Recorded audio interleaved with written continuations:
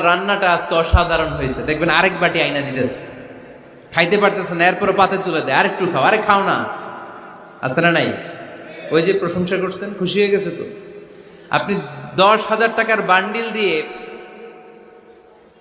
আপনার বউকে যত খুশি করতে না পারবেন, রান্না মজা হয়েছে এইটা বলে আপনি অনেক বেশি মনে মনে নিয়ত করছে যে আয়রে, জীবনে তো রান্নার প্রশংসা করলাম না, আজকে রান্নার প্রশংসা করব। তো মাহফিল শেষে বাসায় গেছে, স্ত্রী তাকে খাবার দিয়েছে, স্বামী খাবার খায় আর মিটি মিটি হাসে। স্ত্রী বলে, এই